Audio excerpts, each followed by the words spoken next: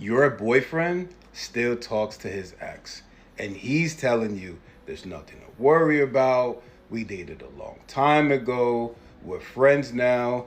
She has a boyfriend, and there's nothing that you should be concerned about. Let's dig deeper. You mean to tell me that a man that dated a woman, that had feelings, that had a relationship, that was intimate with, that there's no feelings at all, that there's nothing lingering in his mind of those past experiences, those great experiences that he had with that person, and now they're just friends? You mean to tell me that there's not any type of possibility or anything that's going through his mind telling himself, well, if this relationship that I'm in now doesn't work out, I could still have a chance with the girl that I missed out on? What if he wanted a chance with her, but then she ended up being in another relationship, so it was a little too late? It is extremely disrespectful for any man to continue to have any type of communication with a woman that he was into. So boom, what do you do if you're talking to a person who is still talking to their ex? A, do you cut them off? B, do you confront them about it? Or C, do you just hold it in, continue the relationship, and don't say anything about it, right?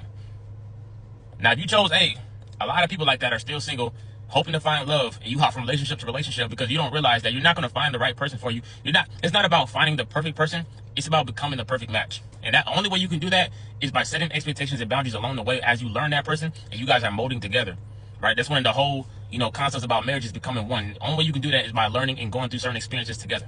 So it's not about finding the perfect person who has no red flags. It's about addressing a person who has red flags, bringing it up, communicating about it, working through it, and then you guys become perfect together.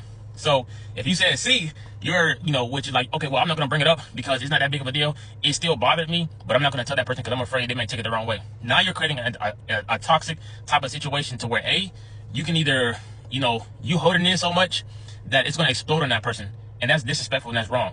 Whenever you feel something and you hold it in, you don't have the right to just, one day they do the littlest thing and then you just dump everything out on the table. Well, you've been doing this, you've been doing that, yelling at them and screaming at them. That's very toxic. You want to give them that decency and, that respect to bring up how you feel and let that person deal with it, right? So the right answer will be B, right? Where you feel something and you just address it. Because everybody's relationship is not the same. Everybody doesn't think the same. We don't have the same mentality. And that's fine, right? I've literally dealt in a situation to where, I was kind of, in the same type of situation. And it was during the talking stage.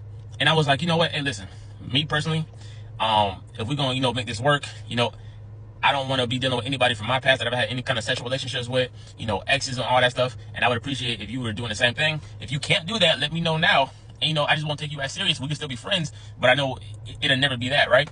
Not because I don't like it or whatever, but it's just because, like, these are the type of stimulations that, I come with, right? And then the same thing, my wife today, she has certain rules and stuff that she needed that I had to follow as well if I wanted to be with her. So it wasn't like you need to stop doing this or da-da-da. It was like, hey, this is what I would appreciate. This is what I like. Are you willing to agree to this and change this? And I was like, yeah. Like I didn't even think about that, right? Right? Or like the person that you're talking to, they might not even be thinking the way that you're thinking. But it's all about setting those expectations. The people, there is really no excuse of why you can't properly communicate with somebody and tell them what you don't like, other than being scared of communicating with them or being scared that they're going to take it the wrong way. But it's just that easy. Sometimes that makes the biggest difference between you sticking with the right person for you and you running because you're too afraid of confrontation. And it don't even be that deep. Hey, listen, I don't like you talking to your ex, whatever. If that's something that you feel like you can't let go, y'all got a deep connection, that's cool. I'm gonna just have to go somewhere else. But here's the thing. A lot of people like people so much that you care more about being with that person in a relationship more than you care about having a good, non-toxic relationship. You know what I'm saying? And that's really what it be to. But I don't know, man. Communication is just so simple, man. If you don't like something about a person, talk about it, address it, and give them that choice. Like, hey, I don't like this. This is a boundary that I have. Are you willing to adhere to this boundary? Or if it's something that's too much for you, that's fine. I just know I'm not going to, get into a relationship with you and everything's cool. That's all you got to do. But don't run from the situation because you're just going to hop into another situation and you're going to keep up on this chain, and don't hold it in because you're going to create a toxic environment to where it's going to mess up your mental. So I hope this helps somebody who's dealing with this, and you need to work on your communication because that's real. Okay, if you've been informed that your wife is still talking to her ex, even though you do everything you can to try to listen to her and so forth, and you're asking, hey, what do I do? Well, that's the question you have to answer. What do your standards and boundaries for yourself say as a man? Is this acceptable behavior for you? And if it's not, which it obviously isn't, then what needs to happen to rectify things? What's the corrective course of action? So what kind of conversation needs to be had between you and your wife? What kind of boundaries need to be set and articulated clearly to her? What needs to happen to stand up for your respect and pride for yourself as a man and as a person?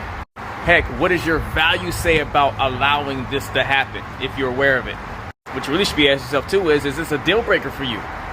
For me, it would be. If I can't have a conversation with her about why it's going on to get more clarity, not just to run off of what someone else just told me, and if I go to her and what she's saying doesn't make sense or is lining up with what I heard, then this might be a done deal.